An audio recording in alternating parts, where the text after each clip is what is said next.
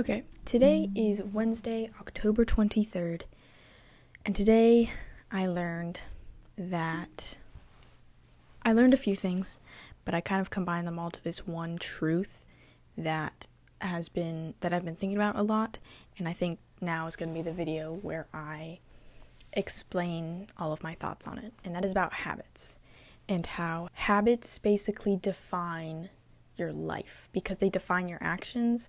Your habits define your life. So I kind of just want to talk about like the different parts of the habits of building a habit and how that relates to just all of your actions, not necessarily like your good habit, bad habit, things that you normally think of, but just like all of your life, like the actions you take daily. So I have a few notes here that I wanted to talk about. The first we're going to talk about kind of just the nature of habits and how they work. And then we're going to talk about like how they work, like the different parts of the habits. And then we're going to talk about kind of like the different additives, like the different things you can add to that. So the first part, basically, what are habits? And how do habits define our life? Basically, our habits define our actions. And I'm going to talk more about this later when I talk about like the habit cycle. But our habits determine our actions. So those actions can either improve our life or decline our life. So if they improve our life, our habits can either like result in long-term improvement, like you've all heard about like the 1% better every day kind of thing. If you do a habit and get 1% better every day, then you'll get like 37 times better over a year. So like over the long term, your habits will help you improve because of like the compounding effect. In the short term, I actually was thinking about this morning because I went on a run, and it was like a longer run. It was just harder, and I had to have like endurance throughout the run.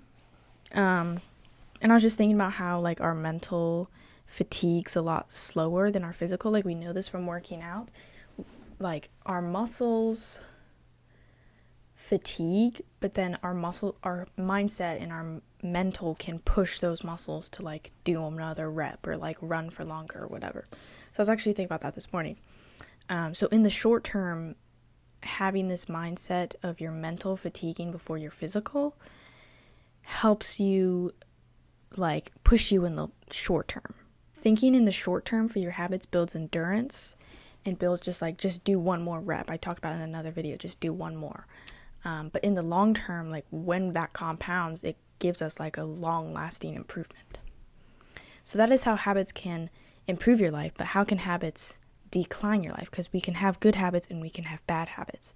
So in the long term, I think one way that having a certain habit can decline your life in the long term is just letting your life pass by and not really like letting your days pass by. There was a quote I heard a couple days ago where it was like, people say that time flies, so don't let time fly. Make the most of every single day and don't let time fly. Like, don't let your days pass by, because if you do let your days pass by and you let time fly, then you're just like declining. Because I feel like in most things, if you are not doing anything, then you're probably declining, because maintenance requires effort. Maintenance doesn't necessarily mean like nothing's happening. So I feel like if you're not doing anything, you're letting those days pass by, you're declining in your character or your improvement or whatever. You're not necessarily maintaining. So don't let your days pass by. Having the habit of letting your days pass by and not using those days effectively results in long-term decline. And then short-term decline is almost like just like having a short-term mindset. I'm going to talk more about mindset later, but having a short-term mindset, like always doing things that satisfy your short-term benefits. I've talked about this in a lot of other videos. Like I have two quotes here: long-term gain requires short-term pain, and look at your life through the long-term lens. Always be looking in the long term or in like the eternal even, because your short-term benefits are not like, they're short-term. They're not long-lasting, and they're not genuinely like useful in the end.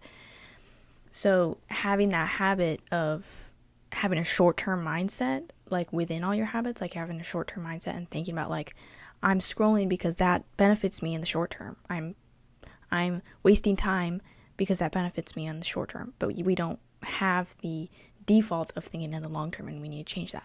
That's kind of how habits either improve or decline your life, depending on like what mindsets and what habits you do employ in your life and throughout your day.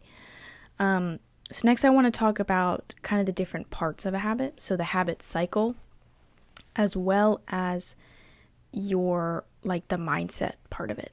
So secondly, I guess, the habit cycle. This habit cycle is very popular. I got it from Atomic Habits, the book, which if you want to learn more about habits, that's a really good book to have. I'll have it linked in the description. It's a really good book. Anyways, the habit cycle. It's cue, craving, response, reward.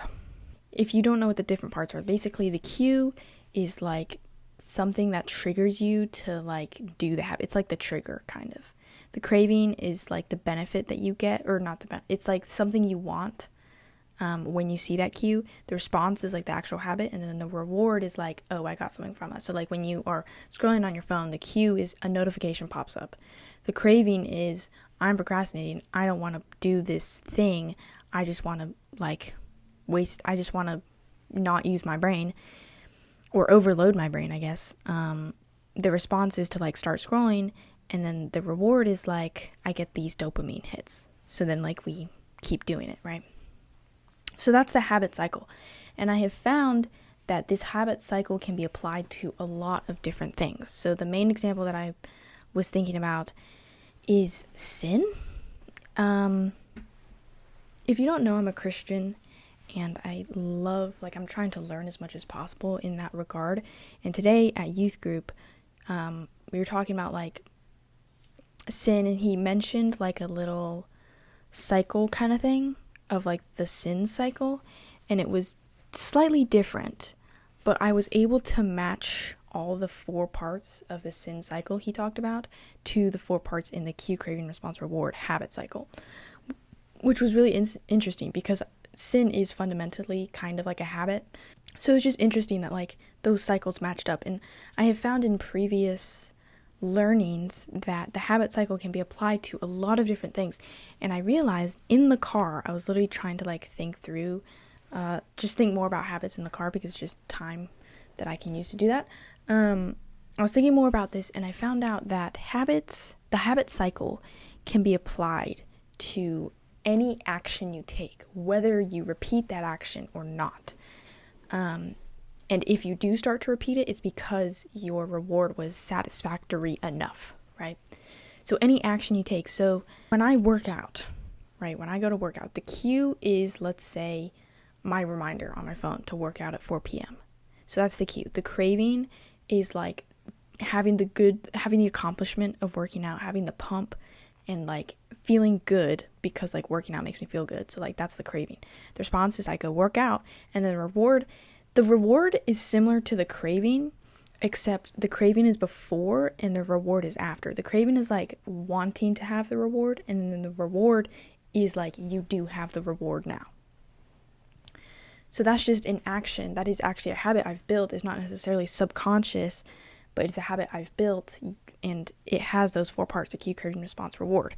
Making these videos, the cue is at night. At night when I'm about to go to bed, I think, okay, I actually need to film this video. The craving is like accomplishing that, filming this video and feeling good about myself, and adding another day to my streak. The response is me filming the video, and the reward is achieving that craving. So this can kind of be applied to any action, whether or not you repeat it. So let's think of an action that you don't necessarily repeat. And something I realized lately, maybe I'll talk about this in another video.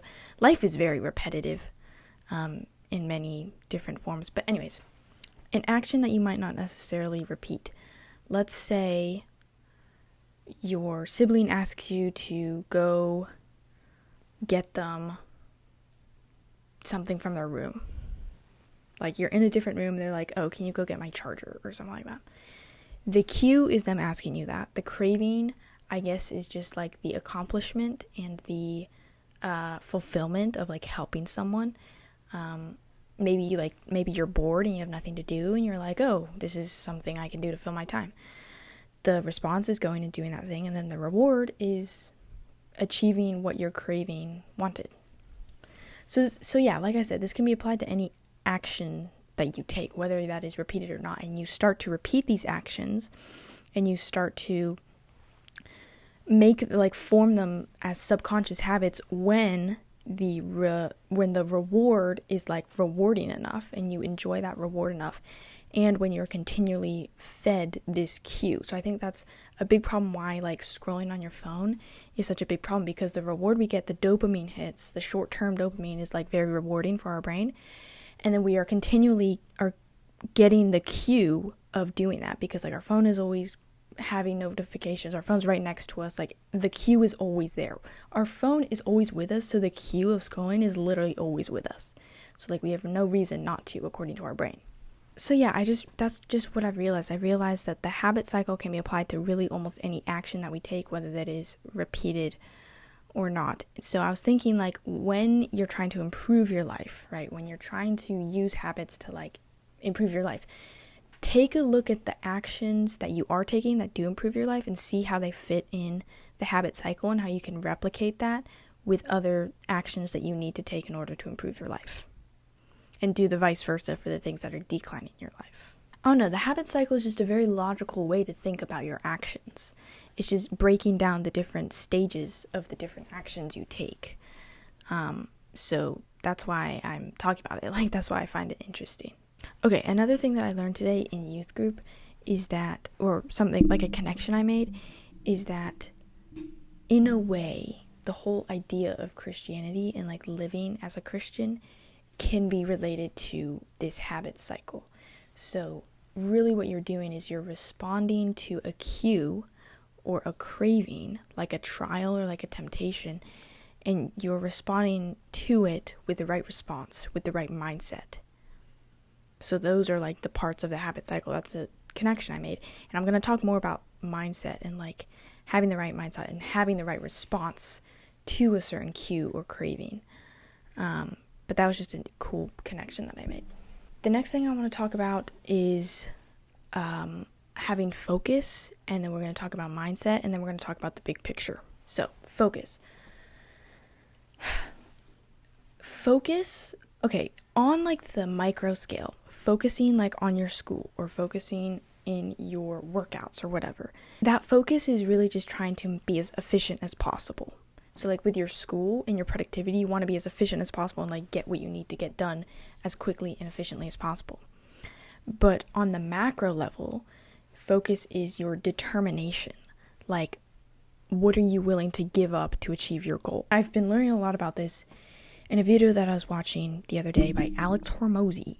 But he was talking a lot about like having that focus where like you're willing to give up and say no to a lot of things in order to achieve your goals. So there's the micro focus, which is more like efficiency driven, and then there's the macro focus, which is more like determination, saying no to things, only focusing on that one goal that you want to achieve. So how does this focus relate to habits? In a way, a habit is like the short term, right? You do a habit once a day, or you do a habit once every time you do this. So within that habit, within the response you're doing, within the thing you're doing, you need to have that efficient focus, like deep work, that kind of thing. But then within the macro, when you think about like, why are you doing this habit, and like what things are you like trying to achieve, what are your goals and stuff, I'm going to talk more about that later. Like, you need to have this absolute determination, which is why I recommend only having like less than 3 goals, because you want to be focused on them and you want to be determined in them. So focus on the micro is efficiency, focus on the macro is determination, which is ultimately saying no to things. You need to have the micro focus when you're doing the habit, when you're like doing something that gets you closer to your goals, but you need to have the macro focus when you're thinking about like the overall picture. You need to have like less than 3 goals so that you can be absolutely determined and say no to the things that you need to say no to. Before we get into mindset, which is kind of like how you respond, I want to talk about what are these habits? Like, what habits are you trying to build? What actions are you actually taking? And this is leading me back to a insight that I have found recently, where there are always two parts to like information. There's like the knowledge part of it, like the topic, the words, the sentences, the concept, and then there's the actionable part of it, which is where you actually apply that. So the habits are like the actionable part of that. The habits is applying this knowledge of everything you need to improve at.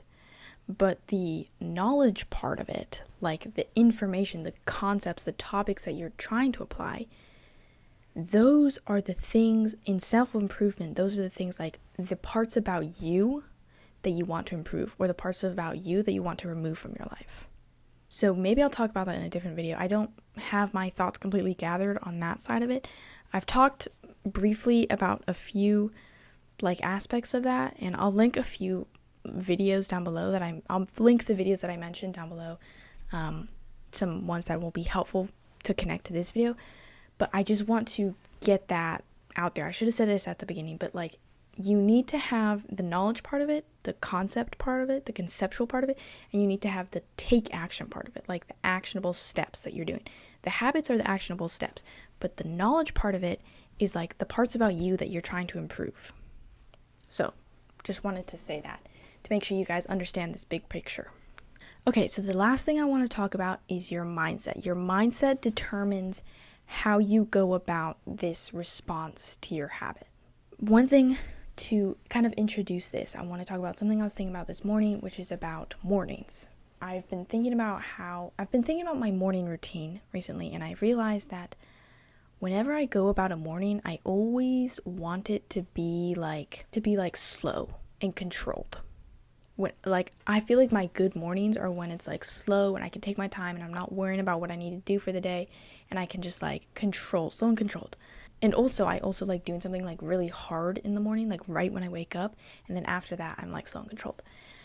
And what this does for me is it reframes my mindset for the day, and it kind of resets my mindset for the day and helps me like slow down and look at things through a bigger picture lens and realize that like life isn't all just about school, and kind of just take my time, because I feel like my life is very fast, or I kind of purposely make my life fast, and I'm always like filling up my schedule and like trying to be as productive as possible. But having a slow morning really helps me understand like my life doesn't need to be that fast. I can take my time. As long as I get what I need to get done, then I'm fine. And it just helps me reframe my mindset for the day. So on mindset, you want to make sure that you have a good mindset, because your mindset determines the way you go about these habits and the way you respond to these habits, right? Your mindset kind of determines everything. So if I am doing my school and I'm in a good mood and I'm like listening to music and I'm like jamming out and I'm like in a good mood, then my school efficiency and focus and overall like productivity is going to be way better than if I'm doing school and I'm like in a bad mood and I hate everything and I stop every 5 minutes to go scroll on my phone, right? Your mindset determines everything. So having these kinds of resets in your mindset are really important, and I talk about that in my breaks video, so that'll be linked below as well. But also just having an overall general life mindsets are really useful. So the main general life mindset that I have, my foundation for my life, is like through the Christianity lens. Like that is a mindset that I have,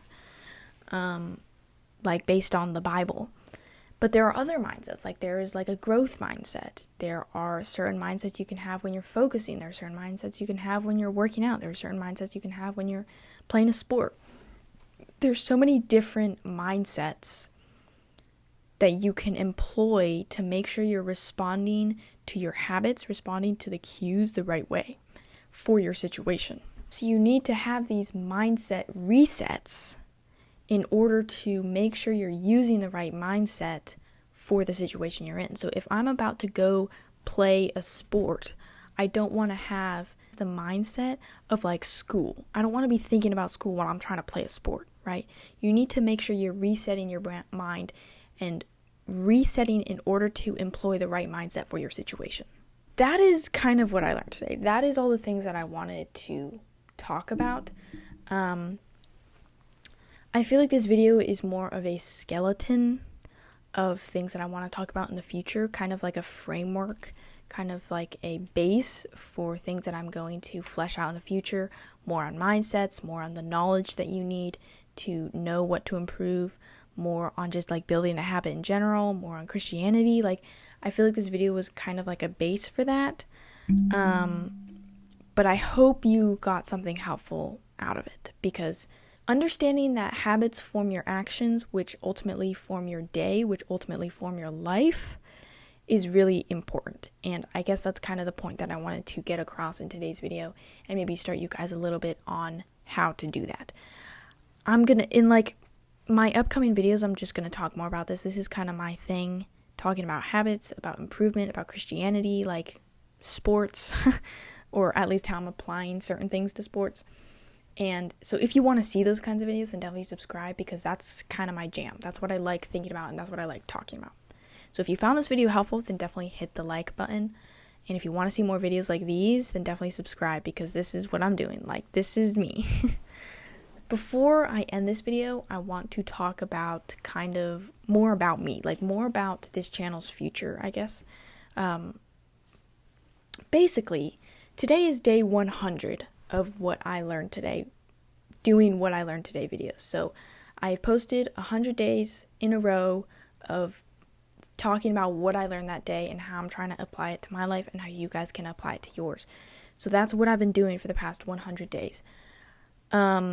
Yeah, since today is day 100, I'm going to be taking like a break. So I know probably a good amount of you are subscribed because I'm posting every day, and I really appreciate that, and I'm definitely going to keep doing that.